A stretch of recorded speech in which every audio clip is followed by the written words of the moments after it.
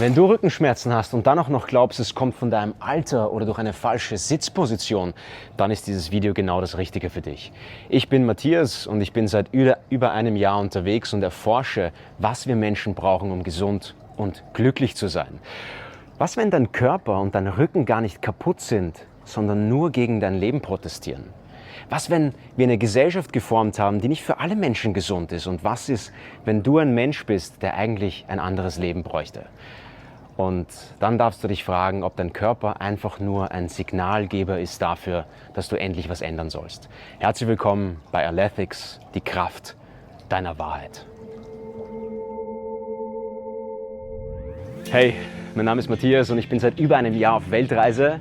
Und was ich in diesem einem Jahr erlebt habe, hat mein Leben total verändert. Die wichtigste Message zuerst: Deine Rückenschmerzen haben vielleicht gar nichts mit deinem Rücken zu tun. Und das war so die wichtigste Erkenntnis, die ich lernen durfte. Denn ich bin losgereist mit einem kaputten Rücken, ich hatte einen schweren Rucksack und schon nach der Hinreise, wie ich zum ersten Mal in Bali war, hatte ich so elendige Rückenschmerzen die ganze Zeit, weil mein Rücken schwach war. Er war instabil. Ich wurde auch diagnostiziert vorher mit einer Skoliose. Das bedeutet, dass die Wirbelsäule verschoben ist und das sagen Ärzte, da ist praktisch nichts machbar. Ja, ich wurde dann von Physiotherapie zu Physiotherapie geschickt. Und es hat sich nicht wirklich was verbessert. Nach der Physiotherapie eine Zeit lang, aber kaum wollte ich dann wieder zu trainieren beginnen, war der Rücken schwach und hat wieder begonnen, Probleme zu machen. Beziehungsweise habe ich irgendwann langsam herausgefunden, weil ich es beobachtet habe, dass jedes Mal, wenn ich in einem hohen Stresslevel beruflich war, dass plötzlich kurz danach, 1-2 Wochen später, ich mehr Probleme mit meinem Rücken bekam. Und das hat mich schon vor 4 Jahren so sehr beschäftigt, dass ich nebenbei studiert habe, Salutogenese, Gesundheit. Und da geht es dann viel um psychosomatische Themen. Das bedeutet, wie sehr der Körper in Kontakt ist mit deinem Leben, was du tust, wie du denkst und was dir im Leben geschieht.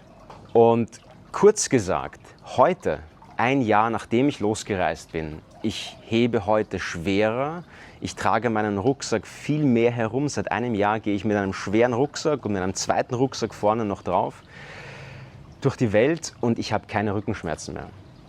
Mein Rücken ist stärker als jemals zuvor und ich kann mich bewegen, wie ich will und ich komme nicht in diesen Stich hinein, den es mir gibt, weil ich eine falsche Bewegung mache. Was ist passiert? Nun,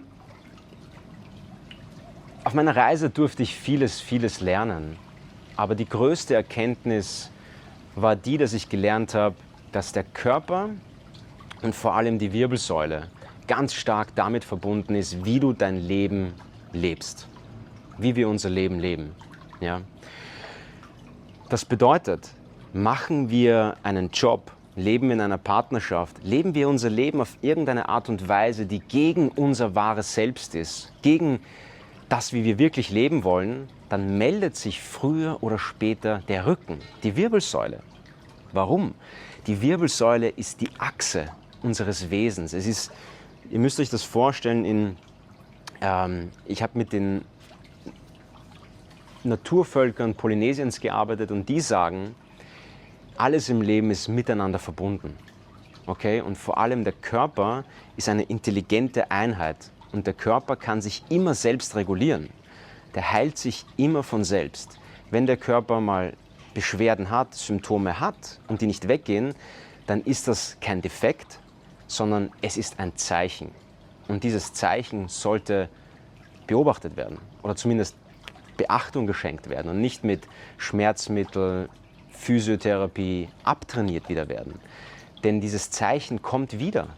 Ja, deswegen half mir die Physiotherapie, aber nach einem halben Jahr waren die Schmerzen wieder da, weil der Körper keinen Defekt hat, sondern weil er speziell durch die Wirbelsäule zeigt, das Leben, wie du lebst, entspricht nicht deiner Wahrheit. Such dir ein neues Leben, gestalte dein Leben anders, dann kann die Wirbelsäule, die Kraft deines Wesens, ja, die Wirbelsäule stabilisiert alles, das unseren ganzen Körper. Ich komme erst wieder in die Kraft, sagt sie, wenn du ein Leben lebst, das wirklich zu dir passt. Und das ist ihre zuerst. Ich habe mich damit beschäftigt, okay, welches Leben passt denn zu mir? Was ist meine Wahrheit? Und deswegen bin ich die Reise vor einem Jahr angetreten, weil ich herausfinden wollte, einerseits, wie erkenne ich meine Wahrheit und wie helfe ich anderen Menschen, ihre Wahrheit zu erkennen. Und diese Reise hat schon ziemlich lang begonnen. In meiner Kindheit habe ich in die Gesellschaft geschaut und habe mir gedacht, so, das kann doch nicht wahr sein. Wieso leben so viele Erwachsene ein Leben, das sie fast durchdrücken müssen? Wir warten ständig auf bessere Zeiten. Wir warten auf Arbeitsschluss. Wir warten auf das Wochenende. Wir warten auf Urlaub. Wir warten auf die Pension. Wir warten immer auf die schöneren Zeiten, anstatt hier im Jetzt zu sein. Und das ging sogar so weit, dass ich mir gedacht habe, im Radio sagt die Moderatorin, hey, nur noch 2 Tage bis zum Wochenende. Ich meine, geht's noch? Also ganz ehrlich, eine Gesellschaft, die so geprimed ist, dass wir eine gewisse Zeit unseres Lebens nur überleben müssen, um dann endlich lebendig sein zu können, da habe ich mich schon sehr früh gefragt, da stimmt doch etwas nicht. Und das war womöglich der Grund, warum ich dann Schauspieler wurde. Weil als Schauspieler ich nicht diesen einen Lebensweg gehen konnte, sondern mehrere Facetten des Lebens ausprobieren konnte. Was ich nur selbst nicht entdeckt habe, war, dass ich von einer Rolle zur nächsten Rolle gegangen bin. Ich wurde dann auch TV-Moderator, ich wurde Regisseur, ich wurde Filmemacher, ich wurde sogar Autotester am Schluss mit einer Show auf YouTube, die sehr erfolgreich war, mit der Firma InstaDrive. Super, super Sache, kann ich nur empfehlen. Aber der Lebensstil, wie ich gelebt habe,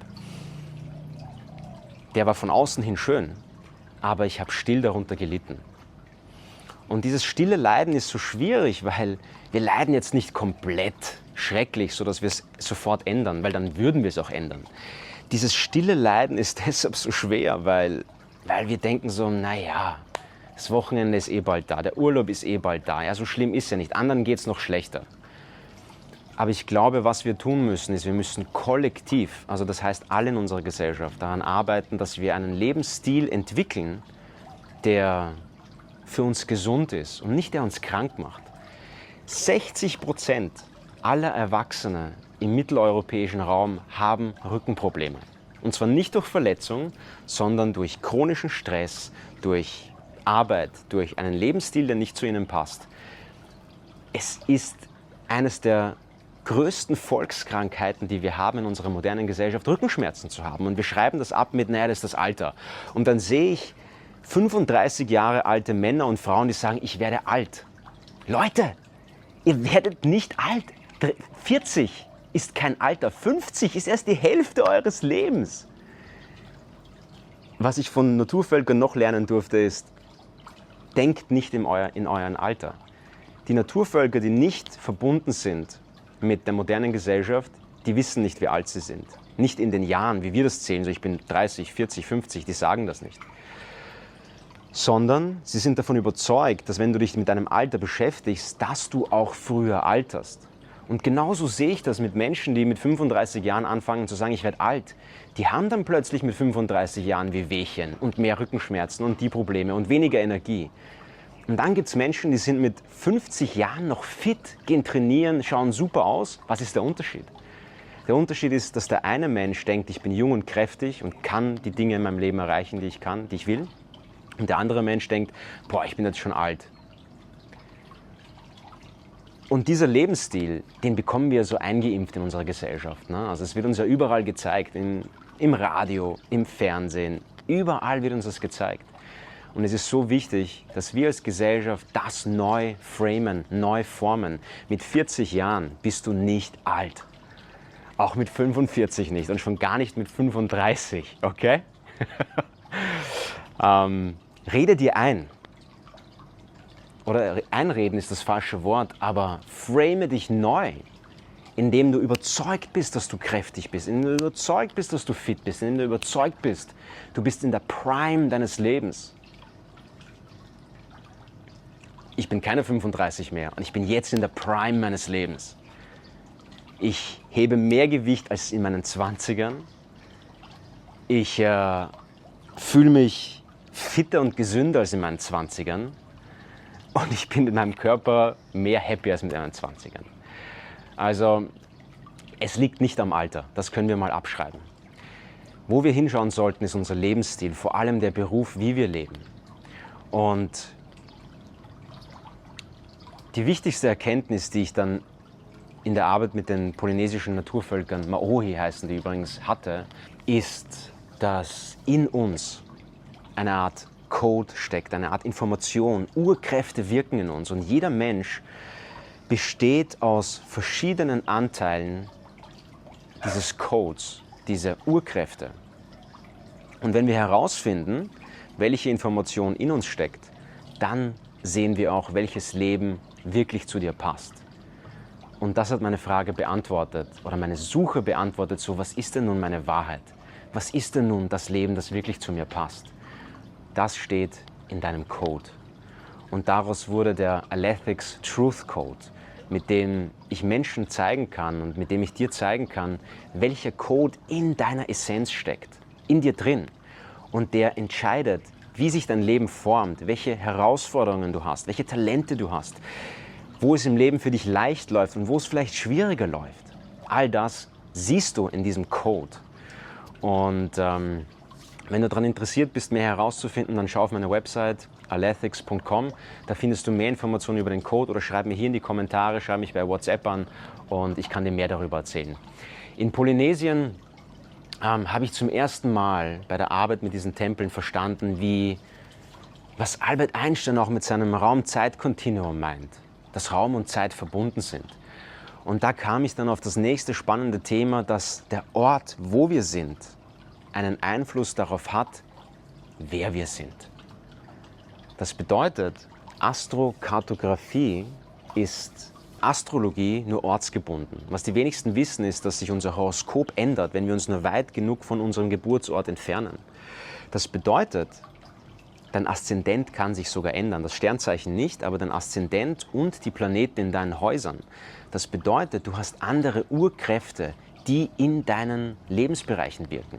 Und das ist irre, das ist so spannend, weil du merkst es vielleicht nicht, wenn du nur 1-2 Wochen auf Urlaub bist, aber wenn du länger wo wohnst, dann siehst du, dass sich dein Leben und dein Umfeld anders verhält, als wenn du zu Hause wärst an deinem Geburtsort. Und ich habe das getestet. Ich habe vor einem Jahr mir ein paar Orte herausgesucht, vor allem Bali, Französisch-Polynesien und Moorea. Und also ich habe mir Orte herausgesucht, die fördern, dass ich heile, die fördern, dass ich den Sinn meines Lebens finde. Und das war dann Moorea, Französisch-Polynesien und Bali. Das sehe ich anhand der Konstellation von Astrokartografie. Und zuerst war ich skeptisch.